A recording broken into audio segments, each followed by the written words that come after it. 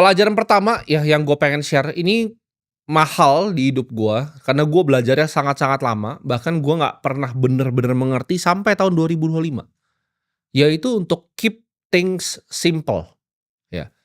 Jadi pelajaran yang gue petik, ini pelajaran pertama yang gue petik, adalah ketika lu melakukan sesuatu, ya, manusia itu melakukan sesuatu, mereka suka yang kompleks. Mereka meribetkan segala sesuatu. Ini nggak cuman di investasi, ini nggak cuman di bisnis, ini juga nggak cuman di hidup.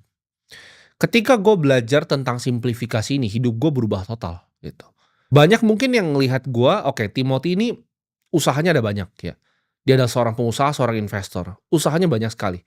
Cuman kalau misalnya gue bisa ulang balik waktu, gue akan cuma punya satu usaha. Ini sebenarnya gue udah paham dari lama, tapi gue sulit sekali praktekin gitu. Karena ketika lu di level tertentu, ya kan, kalian teman-teman ini yang nonton video gue itu, kalian bakal naik nih, ya, dari jenjang level kehidupan. Dari pelan-pelan tadinya kalian punya duit 10 juta, 100 juta, 1 miliar. Kalian akan ngalamin di mana banyak sekali nanti tawaran, ya, dari orang A, dari teman B, dari teman C. Tapi lu harus bisa keep things simple gitu loh. Satu bisnis gitu kan. Investasi yang nggak lebih dari tiga, teman dekat juga nggak lebih dari tiga. Waktunya diprioritaskan kemana nih, ya? Antara ke teman kah? Ke keluarga kah? Kemana?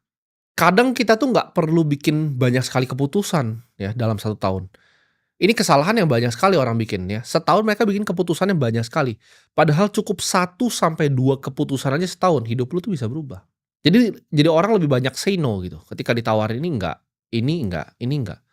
Karena ketika lu baru mulai awal karir, ya, distraksi itu di mana-mana.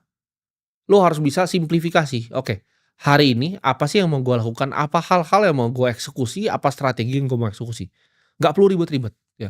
Lo nggak perlu punya rencana ke depan. Ini gue pernah belajar dari salah satu portofolionya Warren Buffett, yaitu Nebraska Furniture Mart, ya. Jadi ini ada orang, udah tua sekali, perempuan, dia bikin satu toko furniture. Ditanya sama Warren Buffett, "Strategi bisnis lo tuh apa?"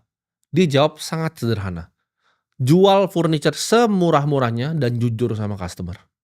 Udah, strategi cuma 2, simple tapi jadi besar sekali, luar biasa. Jadi dari segi bisnis gua ya, dari segi investasi gua itu gua bener-bener pilih, mana yang simple, mana yang mau gua fokuskan, mana yang gua pilah. Dan eksekusi layernya itu gua sederhanain gitu. Dari dulu kan gua orangnya suka so ribet, ketika gua umur 19 tahun gua nggak ngerti manajemen, karyawan gua 130. Dengan load yang sama sekarang 15 orang itu bisa kerjain kerjaan 130 orang. Kenapa? Karena lebih simple, lebih nggak ada birokrasi.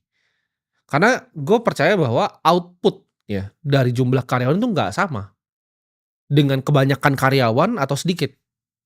Karena ada perusahaan seperti Telegram yang karyawannya di bawah 30, multi-billion dollar company gitu loh. Gue nggak percaya di situ, banyaknya karyawan sama dengan kehebatan bisnis.